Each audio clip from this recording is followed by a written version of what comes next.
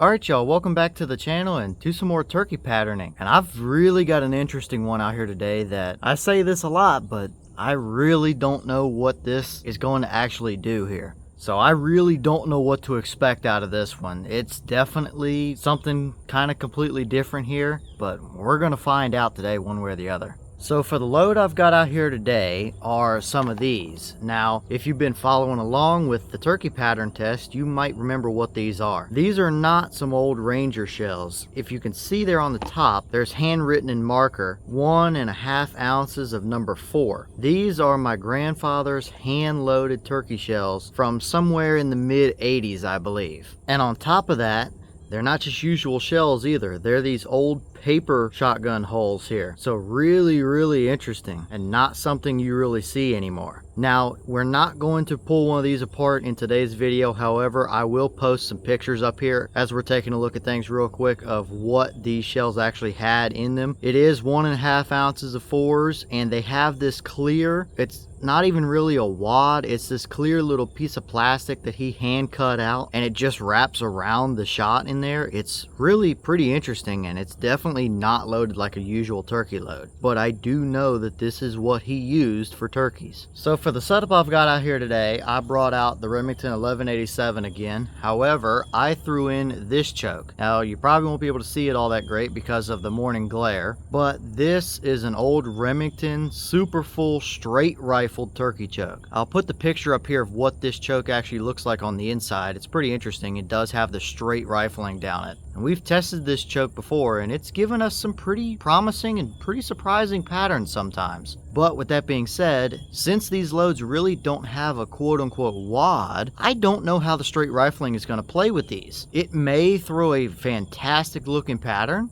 It may do absolutely nothing to help them. I really don't know. So that's why I'm really curious to see out here what this combination actually does, because I don't know how the straight rifling is going to interact with these little plastic surrounds and stuff that he has cut out in these shells. So as for the test, it's going to be the same as usual. I'm not going to handicap these old loads at all, which is going to be the turkey target set up at 40 yards down there. I do also have the chronograph since he does not have a speed marked on those loads, but knowing him, he likes to load his shells a little bit on the hotter side, so we'll find out. But let's get you guys a view of this target. I'll head up and take the shot. We'll look at our chrono numbers as usual, and then we'll go down and see what kind of performance we had. Again, I have no idea what these are going to do, so I ain't even going to try and guess what's going to happen here. We're just going to shoot them and find out. So let's go over here and see what happens, good or bad.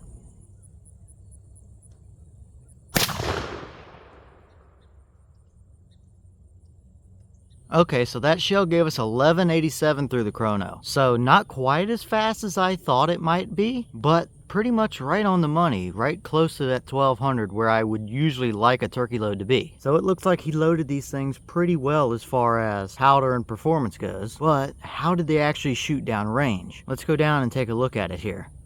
Alright, so now we're down here at our 40-yard paper, and this is what we got here. And it's pretty interesting, I'll say. Now, we do absolutely have ourselves a dead turkey here. There are 2 stacked in the brain right there, and another 1 or 2 down the spine. So, absolutely a dead bird. However, I think the majority of the pattern was a little bit low on this paper here. But speaking of the rest of that pattern, we didn't expect a modern turkey shell type of performance coming into this. But I expected it to be a little bit better than this, because we definitely saw a little bit better performance through the full choke in that 1187. So I definitely think that the rifling mixed with that little plastic wraparound piece definitely did not mix all that well. I mean, we have a pretty wide open little sporadic pattern right here.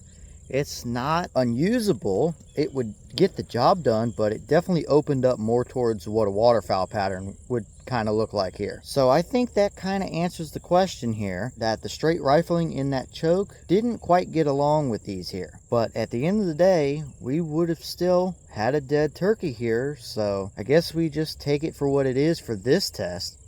Okay, and here's that little plastic wraparound piece that I was talking about here. He has it wrapped around the shot column like that in the shell. And as you can see, we do have several little pinholes through it. But we really don't have any stripes from the rifling, so this is definitely pretty interesting looking here. But again, I don't think this really helped us or played all that well through that rifling in that choke. It may have gotten caught and kind of bunched up and did not help the pattern. But either way, that's pretty interesting to see there, how he has this shell loaded and has this little plastic wrapped around the actual shot like that.